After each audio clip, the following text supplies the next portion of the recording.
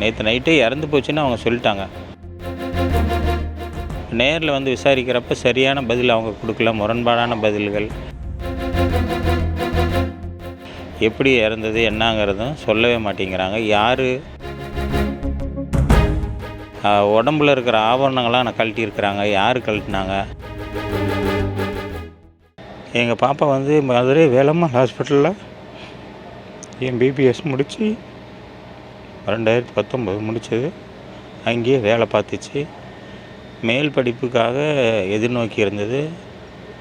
இப்போ இந்த வருஷம்தான் பாப்பாவுக்கு எம்டி மயக்க மருந்து டாக்டர் சீட்டு கிடச்சிது. அதில் வந்து இந்த காலேஜ் கிடச்சிது, கோயம்புத்தூர் பிஎஸ்ஜி காலேஜ் கிடச்சிது.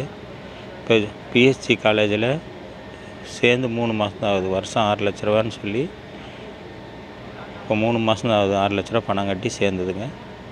இப்போ 24 ஹவர்ஸ் டாக்டரு போட்டாங்க. இப்போ அதில் வந்து இப்போ நைட்டு எங்களுக்கு நேற்று நைட்டு கிடைச்ச தகவல் படி நேற்று நைட்டே இறந்து போச்சுன்னு அவங்க சொல்லிட்டாங்க. அந்த தகவல் வந்து பார்த்திங்கன்னா காலையில் 8:30 மணிக்கு தான் எனக்கு கிடைச்சது. எதுவாக இருந்தாலும் நேரில் வந்து பேசிக்கலாம் அப்படின்னு சொல்லி சொன்னேன் நான்.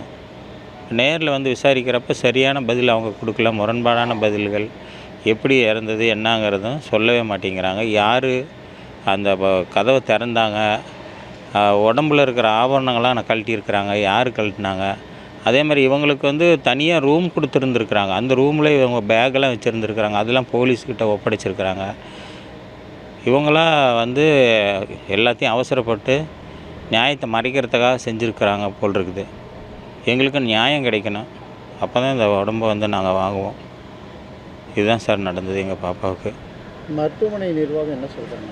மருத்துவமனை நிர்வாகம் சரியாக பதில் சொல்ல மாட்டேங்கிறாங்க. அப்போ இதெல்லாம் எங்களுக்கு வந்து எப்படி வந்து கதவை உடைச்சிங்க, யார் உடைச்சது, அந்த நபர்களை கூப்பிடுங்க. அன்றைக்கி நைட்டு பணியாற்றி இருக்கிற ஸ்டாஃபுங்களை கூப்பிடுங்கன்னாலும் அதுக்கும் பதில் கொடுக்க மாட்டேங்கிறாங்க. அது சரியான பதில் கொடுக்காம முரண்படாவே பேசிகிட்டு இருக்கிறாங்க அவங்க. நீங்கள் போலீஸ் ஸ்டேஷனில் கம்ப்ளைண்ட் கொடுத்து? போலீஸ் ஸ்டேஷனில் நாங்கள் கம்ப்ளைண்ட் வந்து இவங்க போலீஸ் ஸ்டேஷனில் கொடுத்துருக்குறாங்க. காலைல 7 மணிக்கே முதல்ல போலீஸ் ஸ்டேஷனில் கம்ப்ளைண்ட் கொடுத்ததுக்கப்புறம் தான் எங்களுக்கே தகவல் கொடுக்குறாங்க. ஏன் எங்களுக்கு முதல்ல நாங்கள் கொடுக்கல அப்படின்னு கேட்டால் அதுக்கு பதில் சொல்ல மாட்டேங்கிறாங்க சரியா. இதுதான் அவங்கக்கிட்ட நடந்தது.